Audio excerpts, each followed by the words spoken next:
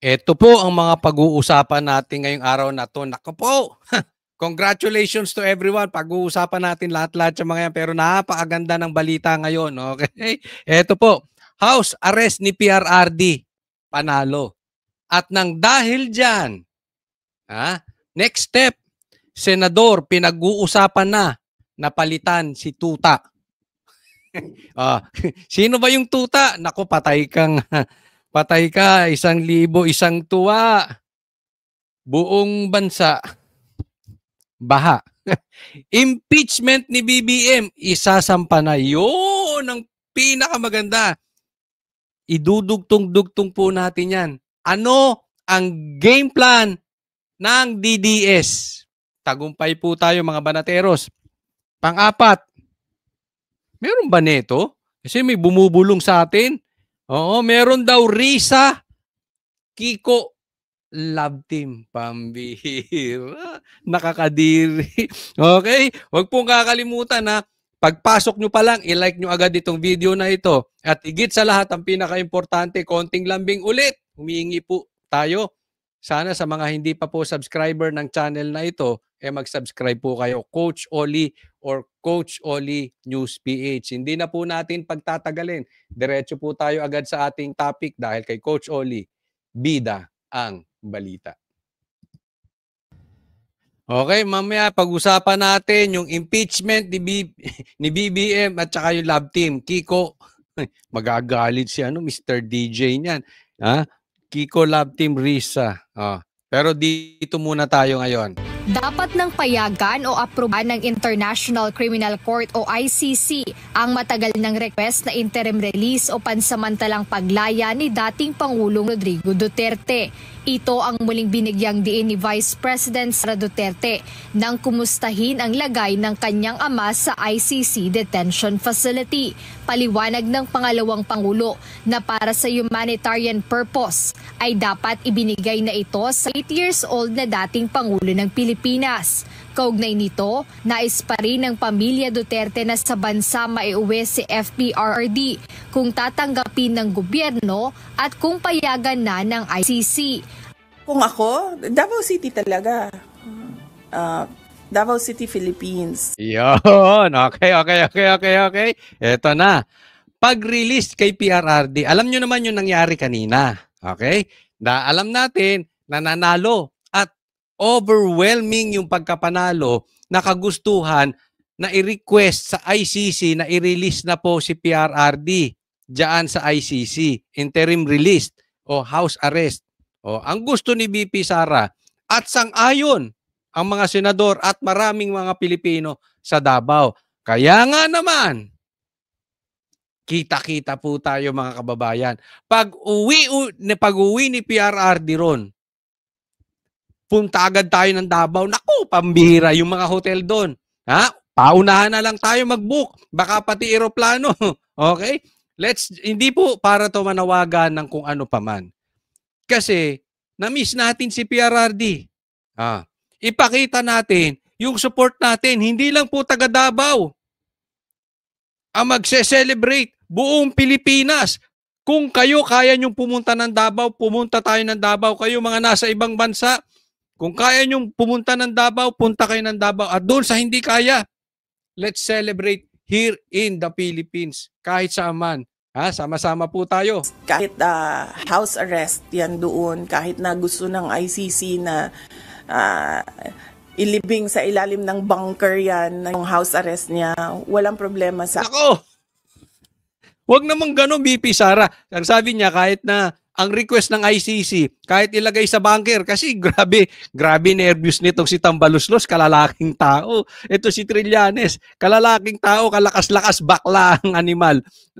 Takot na takot kay PRRD. So, kahit ang request daw, sa ilalim ng bunker, doon patirahin si PRRD, basta sa Davao, susundin nila.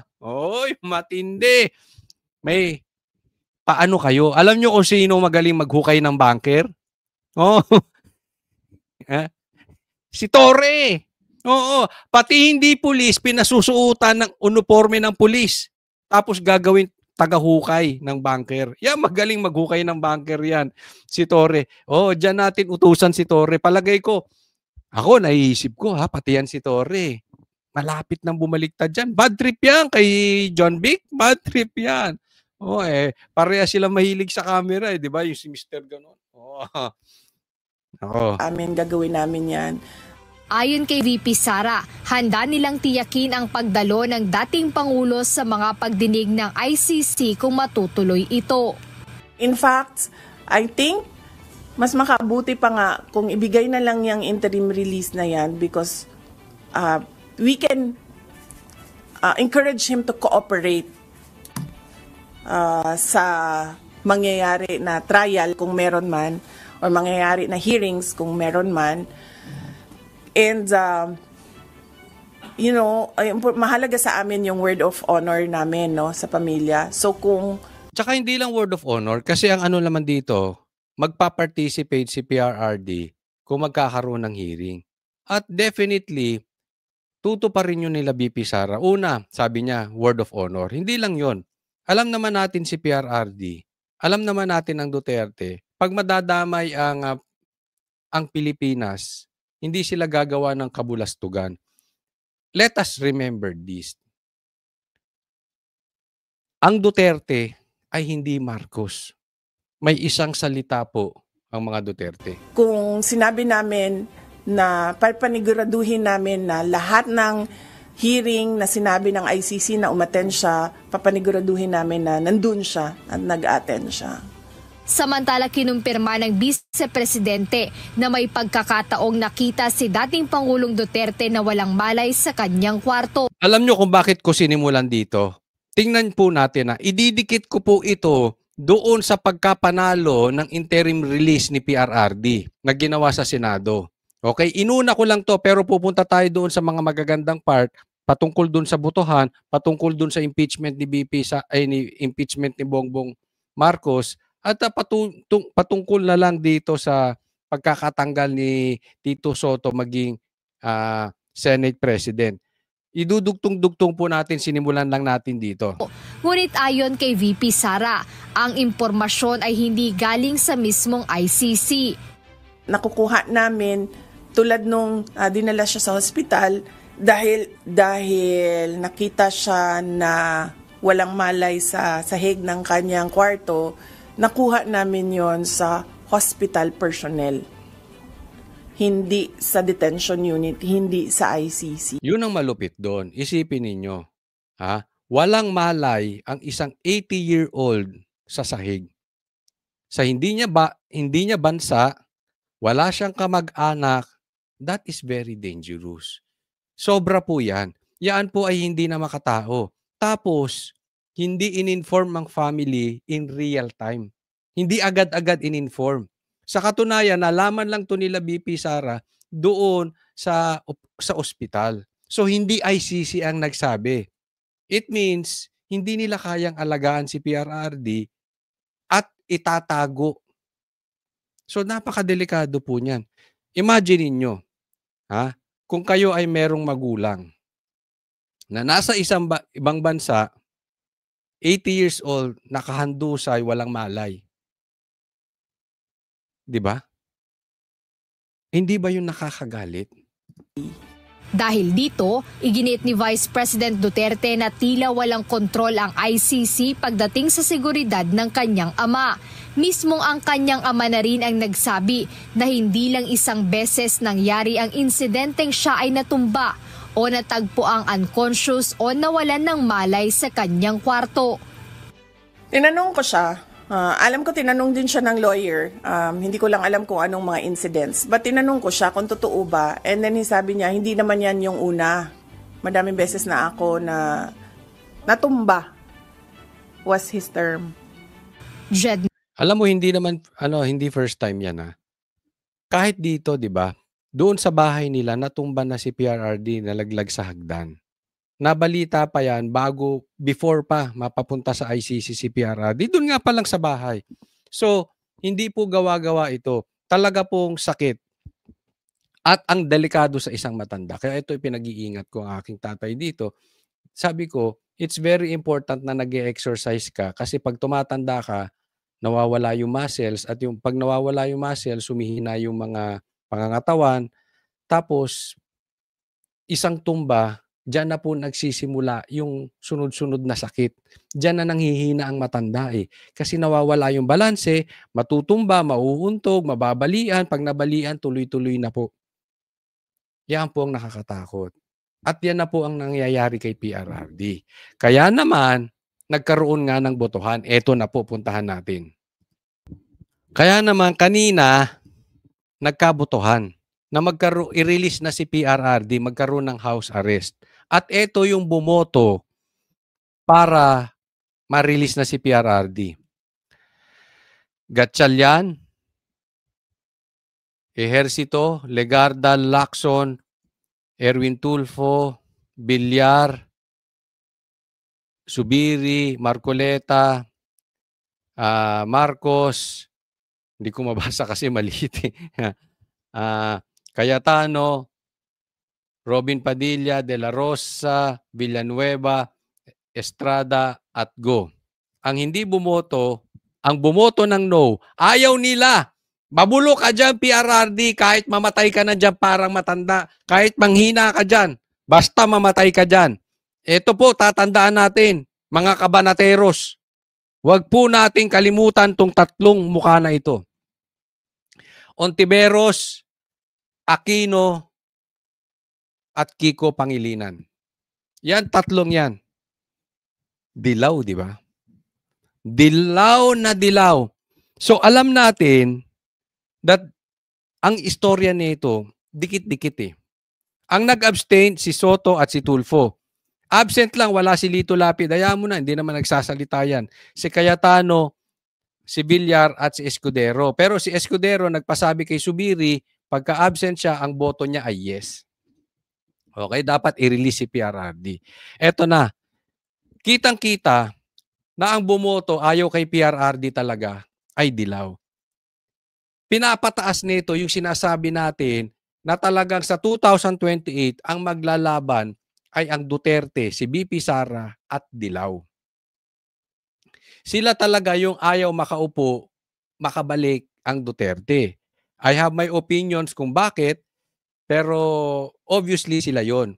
Kaya nga naman, ito'y lalong napapalakas yung ating theory na si Bongbong Marcos ginagamit ang Dilaw. Hostage ang Duterte. Plano to lahat ng Dilaw sa pangunguna ni Trillanes. Si Trillanes po ang nagpasimula ng ICC. Yang issue ng ICC na yan. Tapos tuloy-tuloy na yan. Sinusuportahan to ni Bongbong para ang Dilaw ay patuloy suportahan si Bongbong. Kasi kung hindi niya nakaya ang Duterte at ang Dilaw ay galit pa sa kanya, hindi matatapos ni Bongbong ang kanyang termino. Alam nyo ba kung bakit nagugulo ang investigasyon sa flood control? Alam nyo ba kung bakit nakakapagnakaw ang mga magnanakaw? Alam nyo ba dapat matagal nang wala si Bongbong? Lahat yan ng dahil sa Dilaw. Para sa Dilaw, sige na, magnakaw na kayo. Basta hindi uupo si BP Sara. Basta kalabanin ng Duterte. Yan po ang ginagawa ni Bongbong, hostage niya. Para siya manitili hanggang 2028, kung maaari mas matagal pa. Pero ito yan. Overwhelming tong boto na ito. At kung itong 15 na senador, plus si Escudero, plus si Cayetano at si Villar ay boboto, may usapin na po, bulong-bulungan. Hindi na po magtatagal si Tuta Soto. Ang next game plan ay palitan na si Tito Soto. Kasi walang mangyayari sa investigasyon. Sa katunayan, nagpaparinig na yung isang si Ejercito, si The Good One. Nagpaparinig na rin si Subiri. Marami na nagpaparinig na senador na hindi sila masaya sa pangunguna ni Tito Soto. So, ang isusunod dyan, hindi na po magtatagal. Yan po ang ating nadinig. papalitan na po yan si Tito Soto. Ito naman ang sa akin. Coach Oli, hindi kaya bias ka lang? Kasi yan ang sinasabi. Siyempre Duterte ka eh. Intindihin nyo naman yung mga namatayan. Gusto nyong pakawalan si PRRD. Intindihin nyo naman yung mga namatayan sa dyan sa drug war ni PRRD. Tanungin ko kayo, yung mga adik na yan, yung mga nagahasa nila, mga napatay nilang pulis, mga ninakawan nila, pamilyang sinira ng mga adik na yan. Tama ba yun? Diba? Bakit pilit yung pinagtatanggol yung mga adik? Yun lang naman yan eh. Pinalaki nyo lang yan. Mas kinampihan nyo yung adik dahil gusto niyang butasan si Duterte. Yan lang po ang kulay na itong dilaw na ito. Kaya this is very interesting. Kung talagang makakuha lang tayo ng 13 na boto, 13 na senador na may paninindigan na hindi takot kay Tambi, mananalo. Mapapalitan na si Tito Soto. Abang-abang nyo. Ha? Tingnan natin kung magkakatotoo. Kasi yan na daw po ang kasunod. Ngayon, gusto kong pag-usapan itong si Tito Soto at saka si Tulfo. Mga pasensya na po sa word. Ba't kailangan ko pong gamitin yung word? Hindi po sa pagmumura. To define them. Ikaw Soto at saka ikaw Raffy Tulfo, wala kayong bayag. Diba? Ako, alam mo, hindi ko gusto karakas nitong si Bam Aquino. Lalo to si Kiko, lalong-lalo na si Risa. Pero mas nabilib pa ako dun sa tatlo kesa sa Soto at saka Tulfo. Yang abstain na yan, nag-abstain sila eh. Yan yung, ang boto niyan, mga no. Ayaw lang nilang masabihan ng publiko dahil alam nila, ang publiko, ang taong bayan, gustong i-release na si PRRD kasi hindi na po makatao ang ginagawa kay PRRD, hindi tama ang pagkakahuli kay PRRD, mali na po yung ginagawa kay PRRD. Pero hindi sila makaboto ng no dahil takot sila sa magiging imahe nila. Kaya nga sabi ko, mga wala kayong bayag. Mas may bayag pa sa inyo si Risa Ontiveros. Ha? Kaya walang, alam mo tong Tulfo na to, lalong-lalo na to si Raffy. Matapang lang to pagsasigawan. Pero pagdating sa tayo, walang tayo. Tingnan mo. Yung anak mo nga nagwala sa ibang bansa. Naghaya-hayang buhay. Nasisita mo ba? Yun ang tapang. Yung gagawa ka ng tama kahit alam mo mali sa agos. Pero dahil alam mo tama, maninindigan ka. Hindi yung sigurista. Asar na asar puta ang taong bayan sa sigurista. Naalala mo, nung nagkikiskisa ng impeachment at patungkol dito sa nakawan sa flood control, bago pa tong bulilyaso na ito, yung mga iba, pinagtatanggol si BP Sara. Yung iba naman, kinakampihan si Romualdez. Okay lang yun kasi meron kang say. Ito si Tulfo, wala talaga. Tahimik lang siya. Lagi siya dun sa sigurado. Ang alam atang solusyonan nitong si Tulfo, si Raffy, away mag-asawa. Kaya parehas kayo ni Tito, parehas kayong tuta, parehas kayong alang bayag. O next po tayo. Kaya naman, ito po ang inaantay ng maraming Pilipino. Impeachment versus PBBM. Ipinananawagan ni Barsaga. Ayan, sisimulan na po ito. Ha? Ginagapang na po itong impeachment. Congressman Kiko Barsaga is calling for the impeachment of President Marcos due to his inability to bring justice for the hundreds of billions stolen from the DPWH flood control funds. Paano niya susolusyonan yung billion stolen? Kasabwat yan eh. Siya ang pumirma. 3 taon.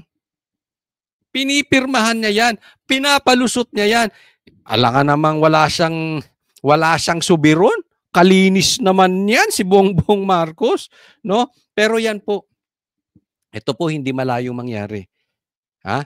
Impa-impeach. Bagamat marami pong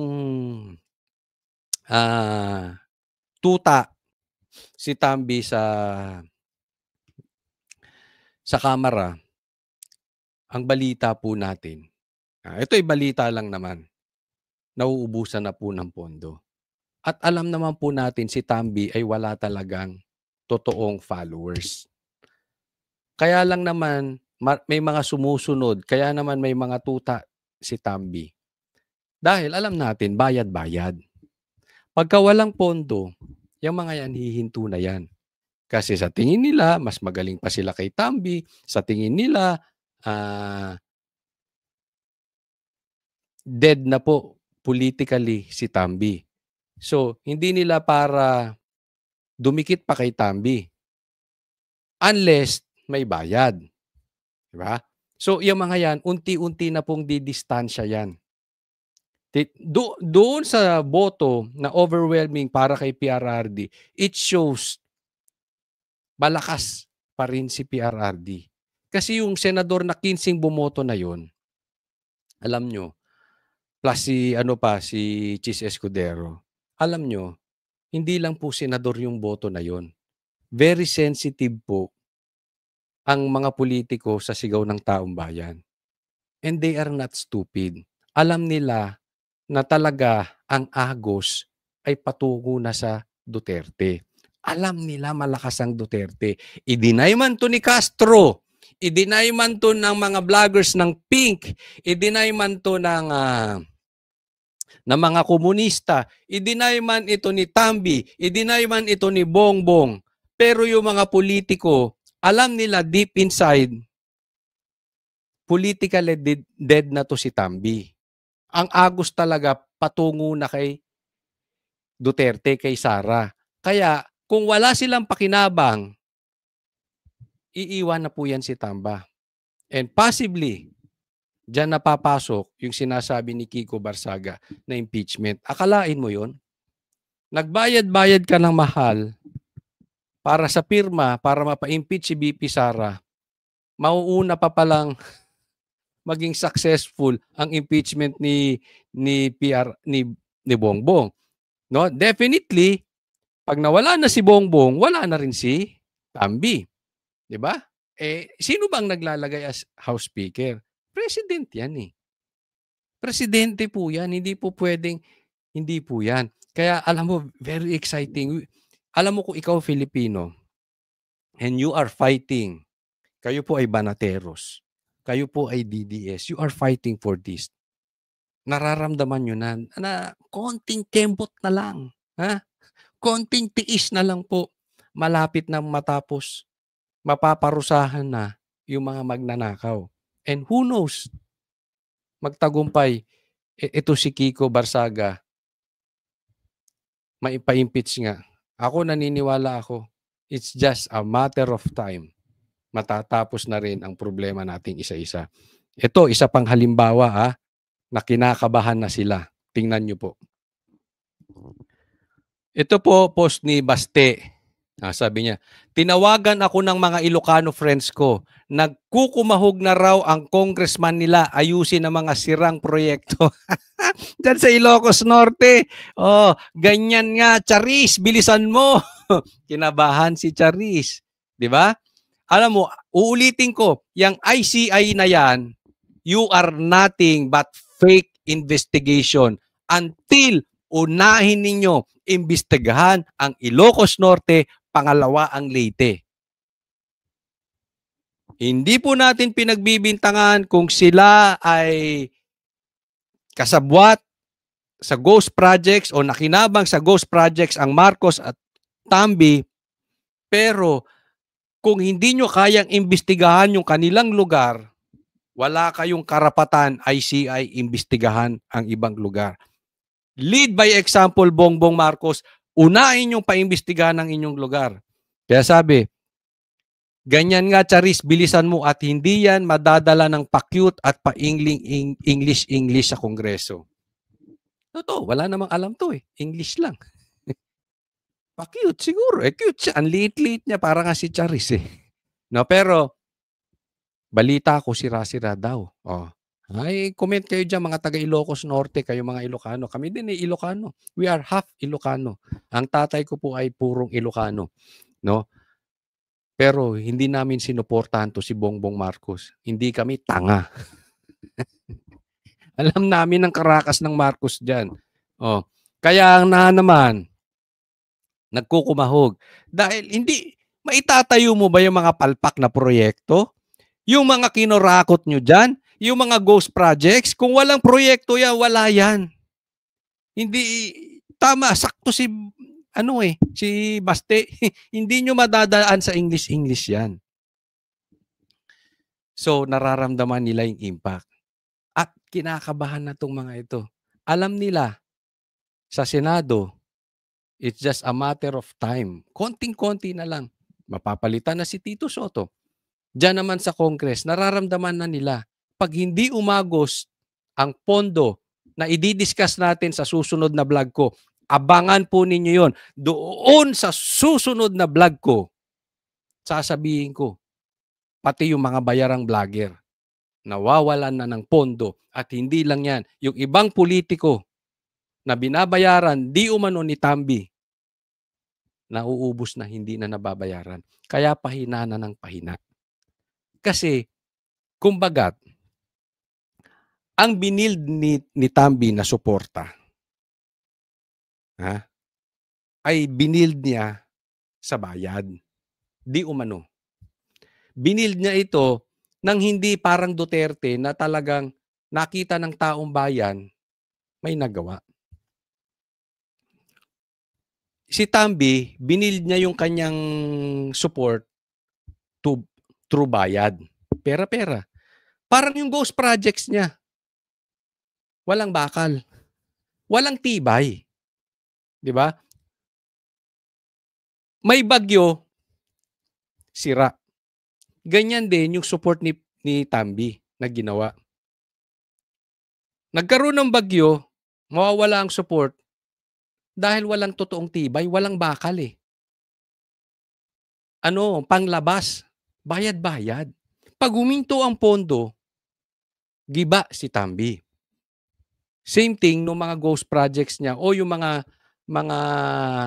proyekto niya na mahina nga, kinurakot, walang tibay, isang bagyo ba? Parehas. Parehas na parehas. Kaya ramdam na nila kahit sa Kongreso, numinipis na yung suporta. It's just a matter of time. Konting tiis, mga banateros, mga DDS. Tingnan po natin ito, susunod. Ito po yung sinasabi ko kanina na boto ni Tito Soto. Pakinggan po natin ang excuse niya. Your Honors, I am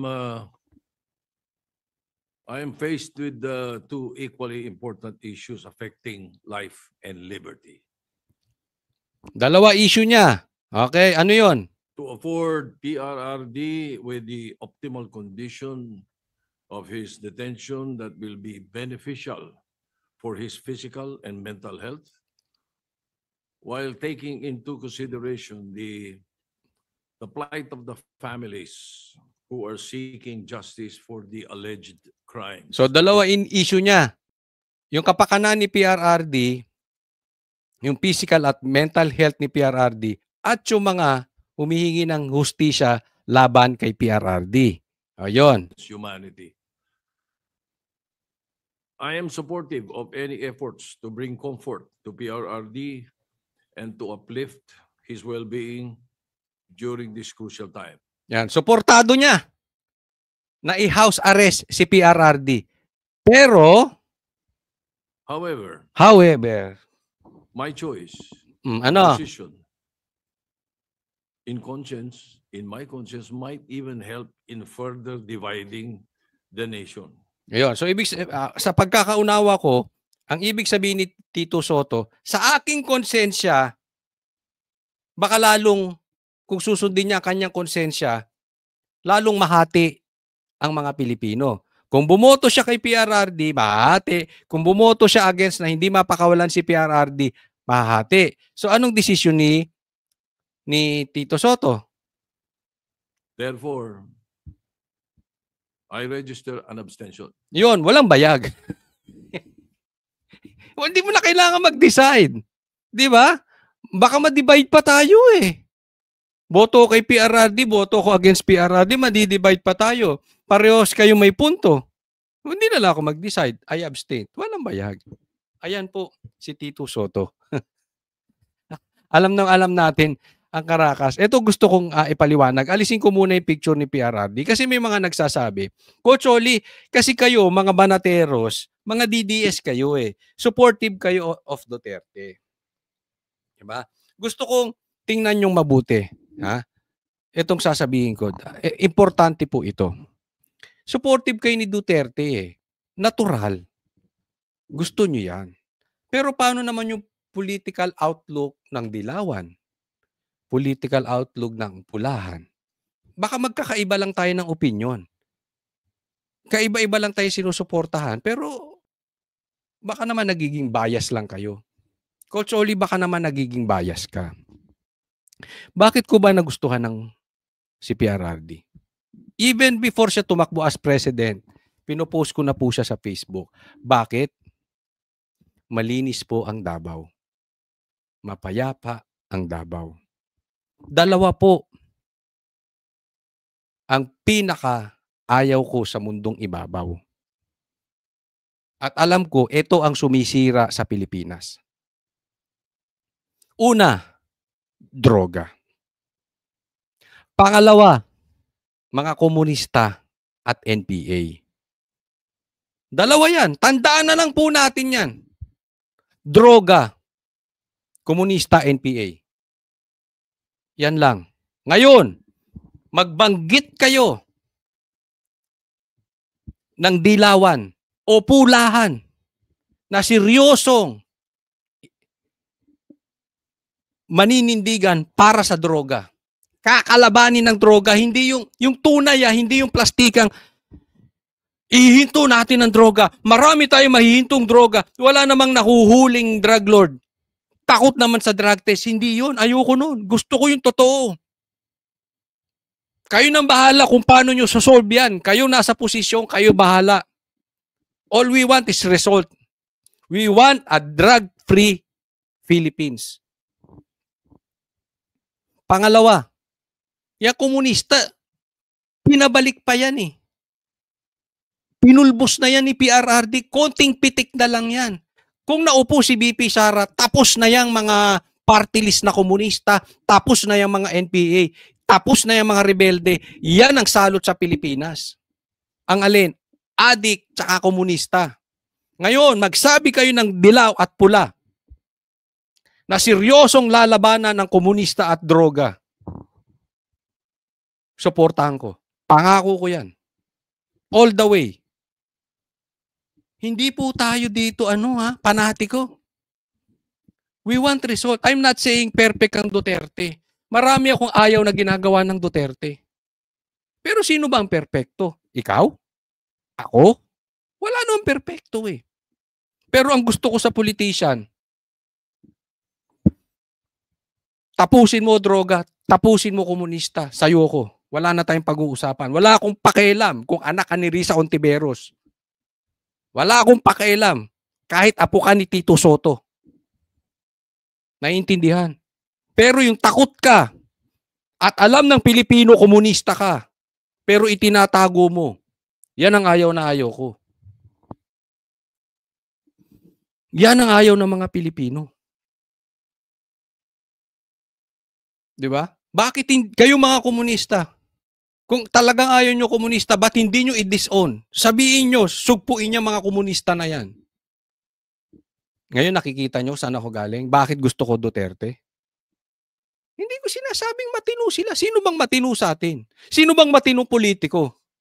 Di ba? Ngayon, kaya nyo. Kaya nyo pulbusin ang komunista? Kaya nyo pulbusin ang droga?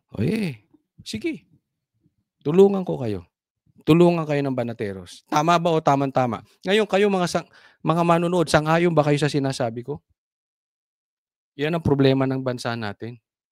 Bukod sa korupsyon, pag nasolve yung dalawang yan, aasenso Pilipinas. Tingnan nyo itong susunod. Kaya naman, pakinggan natin itong sasabihin ni Risa Ontiveros, ha? Bakit siya bumoto ng no? Recognized. Senator Ontiveros, Salamat. recognized. Salamat po, Mr. President. Mr. President, ginagalang kong mga kasama. With due respect sa mga may akda at taga-suporta ng resolusyong ito, nakatayo po ako dito para ipaliwanag yung aking boto ng no.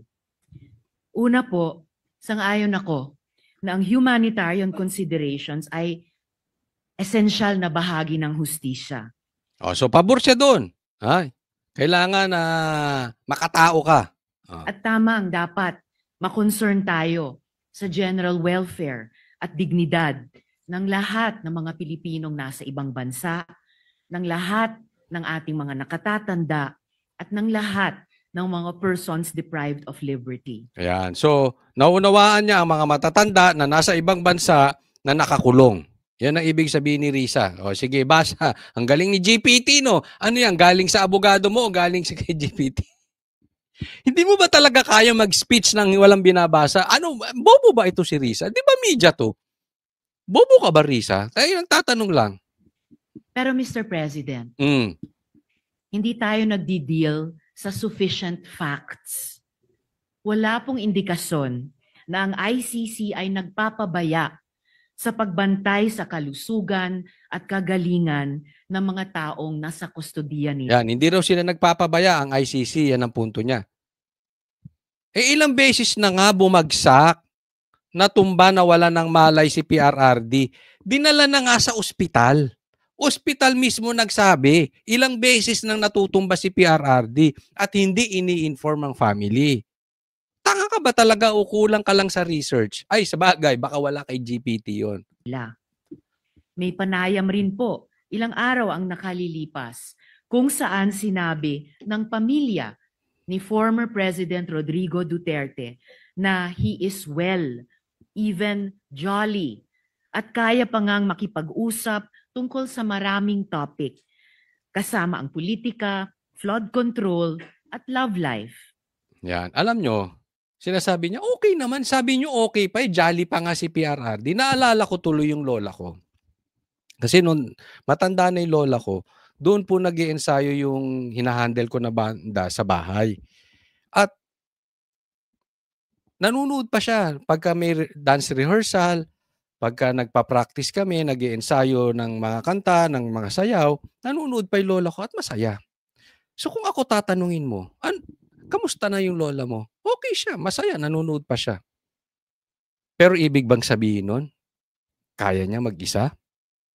Hindi. Alam ko, matanda na. Hindi na nga niya kayang bumangon mag-isa sa kama. Kailangan niya ng mag-aalaga. Hindi na nga siya makapunta sa banyo mag-isa. Hindi na siya makakain mag-isa. Pero pag itinayo mo yun, masayahin yun. Manunood pa. Yan ang hindi maintindihan ni Risa. Na hindi porket kaya, masaya, pwedeng nag-iisa. Sana, Risa, palawakin mo yung isip mo. Alam mo kung paano mo maintindihan si PRRD? Sana wag mangyari sa iyo, Risa Ontiveros. Na, halimbawa lang, ikaw ay makulong. Kasi, alam nyo kung paano kayo humuhusga sa tao, ganun din sa inyo. Ang gagawin. Baka mamaya, ang baril na gamit mo, ay diyan ka rin mamamatay sa baril. Risa, hindi ko alam kung sa tingin mo sa sarili mo ay malinis ka. Pero kung dumating ang panahon na ikaw ay mapatunayang madumi, meron kang ginawang mali at ikaw ay makulong, wag naman sana na umabot sa matanda ka na hindi mo na kayang mag-isa. Kung paano ang ginamit mong patakaran na standard para kay PRRD, ganyan din ang i-apply sa'yo. Ay, hindi! Kaya na niyan! Oo! Jolly nga siya eh. Hayaan mo siya mag-isa dyan sa kulungan. Huwag naman sana na mangyari sa'yo. Alam din natin, may mga problema ka. May problema ka sa tanim witness, may tanim ka sa PhilHealth. Hindi po ako mag-uhusga nun. Ang husgado. Pero just in case, mauwi ka sa kulungan, baka yung in-apply mo kay PRRD, i-apply din sa'yo. Ang panawagan para ang gobyerno ay mag-advocate para sa interim release o house arrest ni former President Duterte, maaring naka-couch sa humanitarian terms. Pero nagmumukha ring isa pang halimbawa ng ating gobyerno na nagbibigay ng special treatment sa isang makapangyarihang individual. Tila ba'y isa na naman itong patunay na ang batas ay marahas sa karaniwang Pilipino, pero malambot sa iilang may kapangyarihan. Okay, diyan ka mali. Ang sinasabi niya, hindi patas. Kasi pagka ikaw ordinaryong Pilipino, nakakulong ka, pero kung hindi ka ordinaryong Pilipino, hindi ka nakulong. Tatandaan po natin, kahit nga si Claire sinasabi yan, di ba? An accused is considered innocent until proven guilty. So sa ngayon, inosente si PRRD. Hindi pa siya napatunayan. Tama or tamang-tama. Kahit si Claire, binabanggit yan. Okay?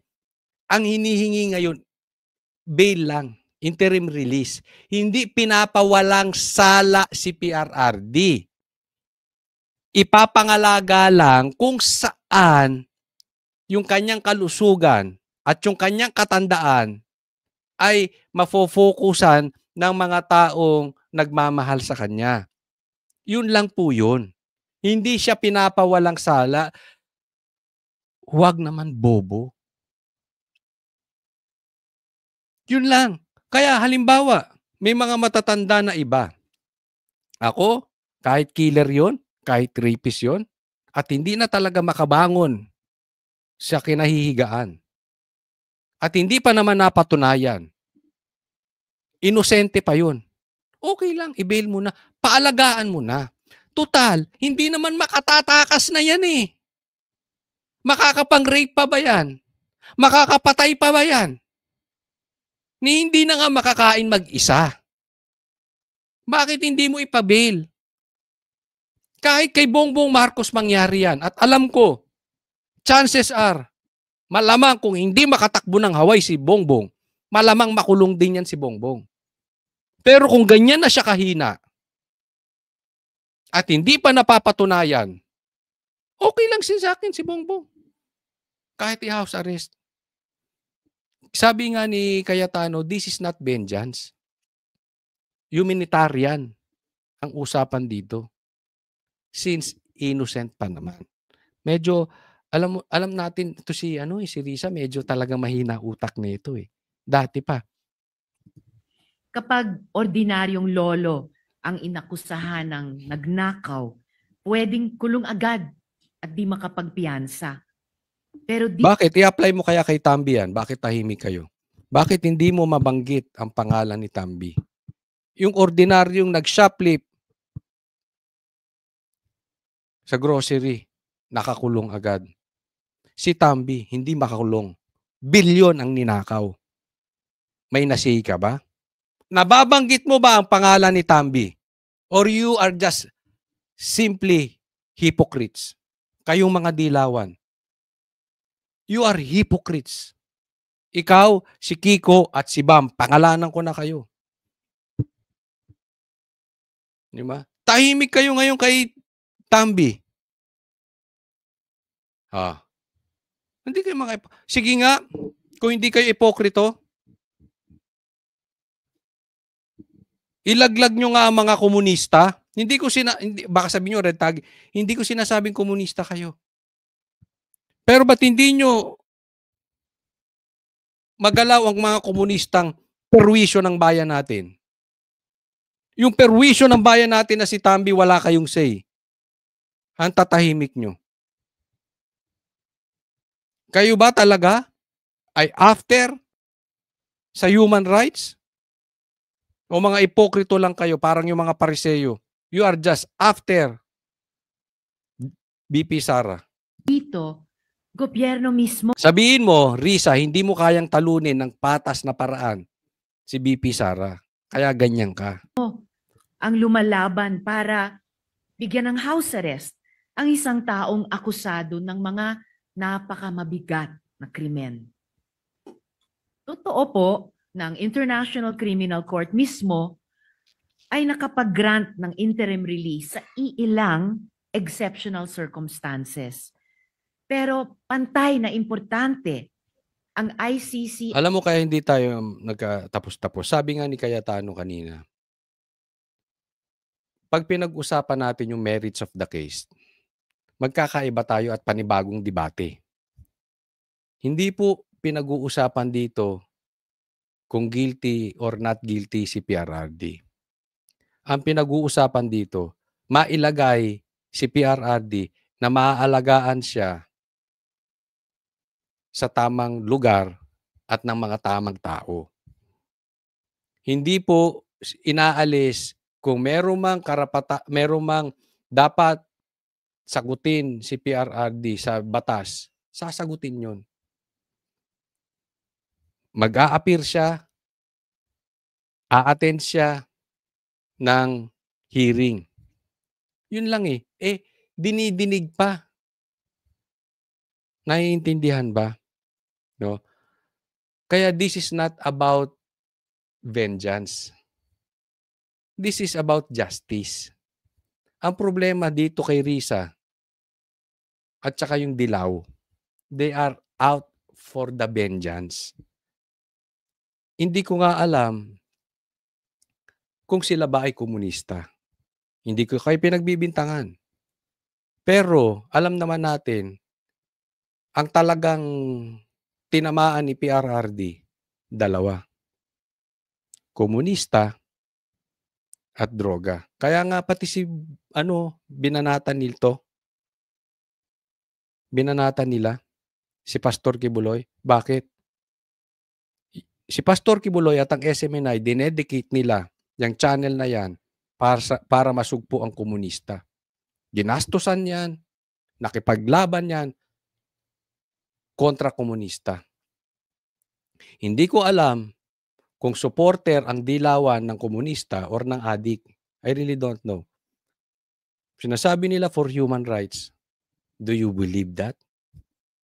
Do you believe human rights? Karapatang pantao rin ang pinag-uusapan natin kay PRRD. Remind you, he is innocent until proven guilty. So ibigay mo rin ang karapatang pantao sa kanya. Kaya hindi ako maniniwala na this is about human rights. This is about communism or this is about drug addiction. You pick your choice. Kayo ang tanungin ko, bakit napaka-supportive ng Dilawan pagpatungkol sa ikatatanggal, ikakasama ng Duterte. Pero yung mga magnanakaw, sila Tambi, yung mga sumisira ng bansa na komunista, hindi nila makalaban. Yun lang yun. Kayo na ang maglagay. Bakit ganyan ang mga Dilaw? Nagtatanong lang po. Hindi ko po kayo pinagbibintangan. Maraming salamat po sa nanood. Huwag po natin kakalimutan doon sa mga hindi ko pa po subscriber. Sana po ay kayo ay mag-subscribe. Abangan po ninyo ang aking mga vlogs dahil nagre-release po tayo ng 2 to 4 vlogs a day. Mamaya po, isusunod po natin yung mga binayarang ni Tambi hindi na napopunduhan. Exciting po yan. Maya-maya lang, pahinga lang ako saglit, tas ibablog ko yun. So sana mapanood nyo rin. Okay? God bless everyone. Salamat po.